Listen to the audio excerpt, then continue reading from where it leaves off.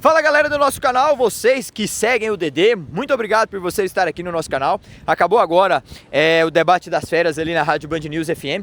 Fiz questão de vir aqui falar e vou fazer mais vezes isso, tá? Confesso que o debate são de 2 horas e é bom eu vir aqui depois até para dar minha justificativa dos meus comentários sobre os times goianos, sobre o cenário nacional, que raramente ou quase nunca a gente fala, mas na parte regional vou sempre vir aqui até para tecer os meus comentários com mais propriedade, com mais tempo. Lá eu tenho os meus colegas também, que temos que compartilhar esse tempo com todos. Em relação ao meu comentário do jogo Goiás e Vila, eu começo com ele. É um jogo que envolve uma particularidade diferente, sentimentos, né? O Vila Nova vem no recorte melhor em relação ao que vem o Goiás vivenciando nesses últimos momentos desses 4 jogos da Série B, mas eu também teci um comentário em cerca do que o Daniel Paulista fez ao longo dos 25 jogos.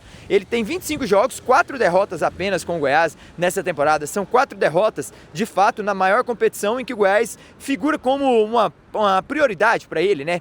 Não que o Goiano não fosse, mas sim o Campeonato Brasileiro da Série B, sem sombra de dúvidas, é a prioridade número 1 do Goiás nessa temporada. Então, 4 derrotas nessa competição, da forma que foi, me remeteu a 2011, quando o Goiás também teve 4 derrotas na 4ª a 7ª rodada, e aí no quinto jogo, depois dessa série ruim, ele vence 2-0 e segue a sua caminhada naquele brasileiro. Não sei se vai ser assim, as estatísticas iguais, como foi em 2011, perde 4 e ganha o outro, e quem sabe, se for assim, muita gente se apega a esses dados antigos, pode ser que aconteça também. É um jogo que para mim chega o Vila como favorito, mas não quer dizer nada isso. Já vi clássicos em que o Vila era pior ganhar do Goiás, já vi clássicos que o Goiás não jogou nada, o Vila mandou no jogo e o Goiás venceu, então é um jogo que causa muito sentimento, muitas nuances. Ouvimos falar na rádio hoje demais do Daniel Paulista, que ele pode cair caso há derrota. Eu não vejo por aí nesse sentido. Eu sou a favor de um trabalho a médio e longo prazo. Eu sou a favor de um trabalho de longevidade. A dupla Michel Alves e Daniel Paulista foi a mesma dupla que conseguiu... Tem um risco aqui? Deixa eu ver o que é isso aqui. Ah tá, é sujeira.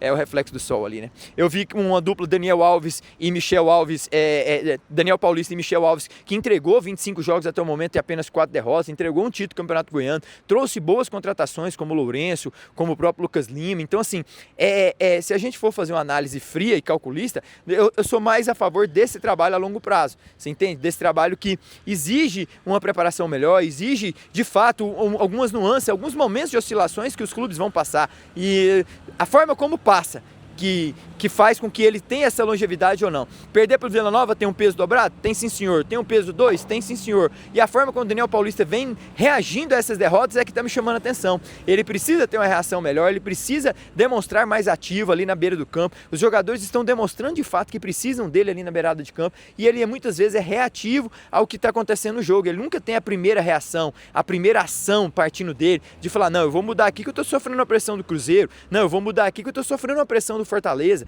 Então assim, ele sempre reage ao gol do adversário, sempre reage ao melhor momento do adversário. Enfim, eu espero mais isso dele. Ele não ganhou o Campeonato Goiano à toa, não encontrou equilíbrio à toa, não tem um bom elenco à toa. Ele também não é culpado de Lucas Rodrigues, Diego Caito, Felipe Machado, Cadu agora, o GG que machucou no Goiano, o Nicolas que está fora. Ele também não tem culpa demais desses jogadores se ausentarem no melhor momento do clube, na hora que mais precisava, né? Ali o Lucas Rodrigues mesmo, por exemplo, ficou fora das quartas, semifinal do Campeonato Goiano, voltando agora na Série B, buscando a sua melhor performance, o seu melhor estado físico ainda. Então assim, são coisas que se calhar a gente não observa, né?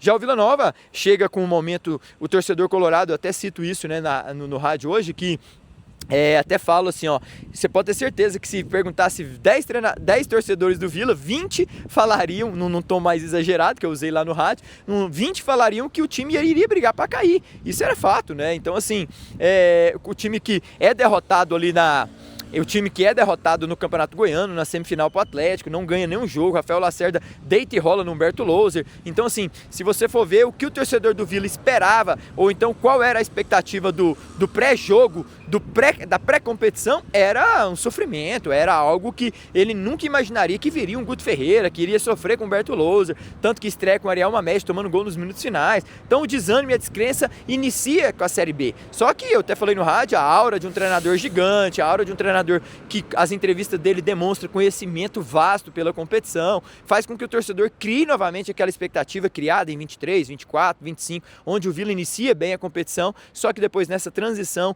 durante toda a competição ao longo de vários meses, ele não vai bem, e aí o Vila sempre tende a cair. O ano passado, por exemplo, terminou a competição em outubro, ele não caía nem subia, ficou ali muito morno, e ficou frio, né, a relação torcida-time. Humberto Loser também não conseguia ter essa proximidade. Agora com o Guto não, o Guto trouxe uma sensibilidade diferente. Até citei no rádio também que o Vila fez 3 jogos pesadíssimos fora de casa. O Vila enfrentou o Sport na Ilha do Retiro, Ponte Preta, que ele não dá sorte, e também o time do Ceará fora de casa. Com todo respeito, se fosse com a outra comissão técnica, o Vila ia perder os 3 jogos. 9 pontos, ele ia perder todos, fácil. O Vila não perdeu para ninguém. Ele busca uma vitória lá em Campinas, algo que já não acontecia há muito tempo. Um terreno que ele suou para ganhar, mas ganhou com o Guto. Olha a aura do cara. Foi lá em Recife.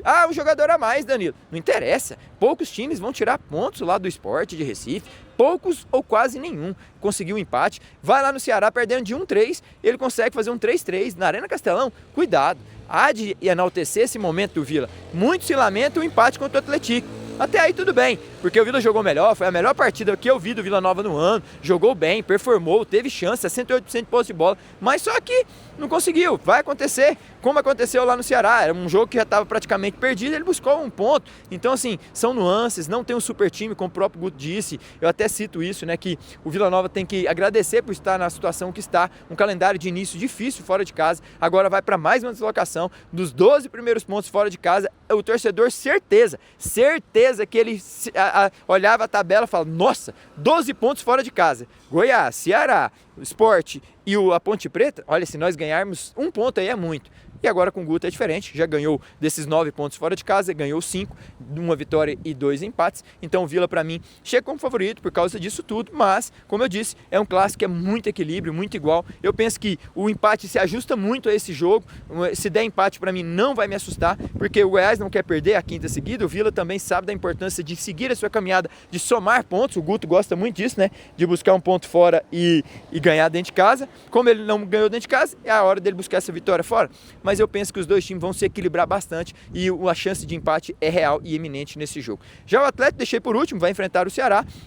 Ceará vem no recorte mais também de derrotas, o Atlético vem no recorte diferente, ganhou 8 dos 12 últimos pontos, ele perde nas 3 primeiras rodadas e agora vem de 4 jogos em que venceu 2, empatou 2, ele bate o Londrina em casa, ele bate o Avaí em casa e empata com o Juventude e também com o Botafogo fora. O Atlético ainda não me transmite confiabilidade, é um time que oscila bastante, né? Ele faz um jogo bem feito, outro mal, aí o presidente vem, coloca uma pressão fora de campo, ele até na fala recentemente que rodou hoje no rádio, eu me senti extremamente chateado com a fala dele, porque uma fala que um presidente daquele não pode usar muitos termos eu, né? Eu não usaria isso se eu fosse presidente de um clube, mas enfim, não vamos por aí, deixa ele lá do lado dele, falando sempre o eu, usando o eu e nunca o nós, nós, o coletivo, nós conseguimos, nós fazemos, nós somos um todo. Lá usa muito o eu, então ele até fala que lá o treinador tem que escalar, porque se não escalar vai mandar embora, mas no pós-jogo contra o Juventude, se vocês quiserem, fique à vontade, pega a entrevista dele, ele cita um jogador, o Bruno José, que para ele tinha que ser titular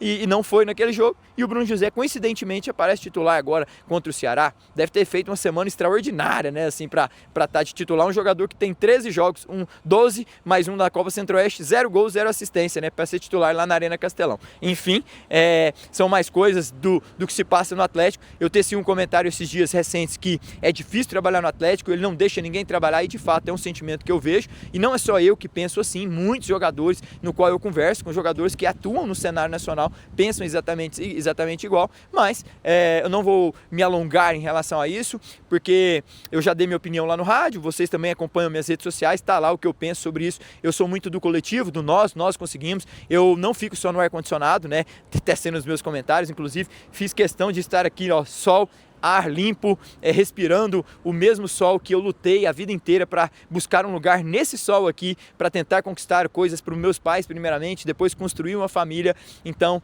é nesse lugar aqui que eu cresci, é nesse lugar que minha pele ficou ressecada, é nesse lugar aqui que minha pele não tinha condições de comprar um protetor solar na época e treinava debaixo de sol escaldante, 1h30, 2 horas da tarde, para buscar de fato um lugar nessa sombra aqui, parte dela que eu estou, mas não fico só tecendo comentários em ar-condicionado, em redes sociais, faz, pelo contrário, não o meu objetivo é sempre deixar o ouvinte com dados, com estatísticas, com uma forma legal de comunicar, uma forma diferente de trazer a abordagem, uma forma sem preocupar. Eu não uso isso aqui, ó, com todo respeito a esse instrumento aqui, ele é pequeno de tamanho, mas ele tem uma importância grande para mim, como tem a bola de futebol, que eu faço questão de andar dentro do carro, comigo sempre, porque isso aqui a gente não pode usar o coração. Isso aqui para mim impacta pessoas, isso aqui leva dinheiro para dentro da minha casa, isso aqui tem opinião do outro lado, isso aqui eu tenho que ter respeito por quem está do outro lado, e assim vou ser sempre. Respeito demais o presidente do Atlético Goianiense, foi o meu diretor na época, só estou aqui tecendo um comentário em cima do que ele disse, e que eu posso concordar, também como eu posso não concordar, são direitos livres de expressão.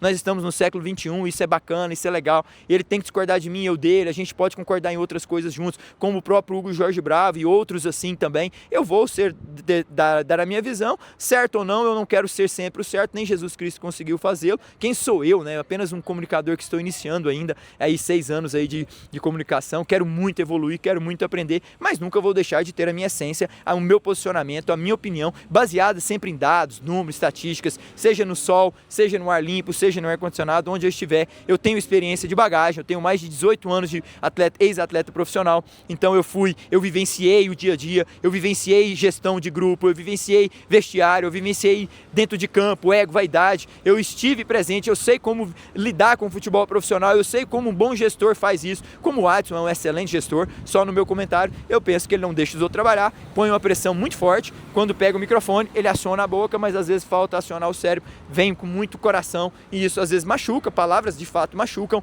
e aí isso faz com que o grupo de trabalho sinta-se sempre retraído em relação a ele, sinta-se com um afastamento do grupo em relação ao Adson. Mas tomara que o Atlético consiga uma performance lá. Eu não vejo o Atlético favorito a vencer o Ceará na Arena Castelão, mesmo no recorte de 4 jogos, 2 vitórias e 2 empates. Eu vejo o Ceará buscando essa reabilitação, como jogar na Arena Castelão é difícil. Então, fica aí. Foi esse resumo do que aconteceu no Rádio Band News no debate das feras. Fiz questão de trazer aqui para o nosso canal. Vou procurar fazê-lo mais vezes, porque saio do rádio já com a cabeça assim bem fresca das coisas que aconteceram, para passar para vocês o que se passou lá sobre os meus comentários de uma forma mais alongada, digamos assim. Fechou? Fiquem com Deus, um forte abraço e vamos juntos, sempre com a essência no coração, sempre com a razão, quando acionarmos e pegarmos o microfone. Isso vai ser o DD sempre para vocês, trazendo dados, números, estatísticas e também tendo o lado profissional da coisa, sem desrespeitar, sem ofender, jamais vocês verão isso de mim, mas mantendo sempre o meu posicionamento, a minha posição, independente de qualquer camisa, clube que seja, o respeito vai haver da minha parte sempre, isso vocês podem ter certeza, mas vou deixar sempre a minha opinião, porque sim, ela é o que eu acredito, sempre baseado na leitura, nos dados no qual eu aprendo, e também na vivência, né, de mais de 17 anos dentro do campo, eu creio que eu aprendi de fato também alguma coisa lá dentro, fechou? Foi assim que eu cresci, foi assim que eu consegui meus sonhos, realizá-los, lutando no meu dia a dia, debaixo de um sol escaldante, saindo lá de séries, e foi assim que Deus me presenteou, poder ajudar meus pais, poder construir uma casa, uma família e ter meus bens hoje, graças ao campo de trabalho, graças à experiência profissional e não ao ar-condicionado, pelo contrário, né? Eu acredito que ar-condicionado foi o lugar que eu menos fiquei, também faz parte, né?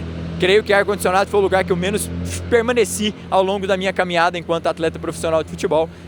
Nós sabemos a dificuldade que é chegar lá e Deus me presenteou com um presente aí de ter sido um atleta profissional. Se eu fui bem ou mal, se eu fui um grande atleta ou não, isso não é em causa. Eu só sei que eu realizei os sonhos que eu tinha desde menino lá de séries. Fechou? Isso é pauta para outro vídeo, hein? Legal. Eu volto aqui sempre no canal. Um beijo grande para vocês. Fiquem com Deus. Tchau.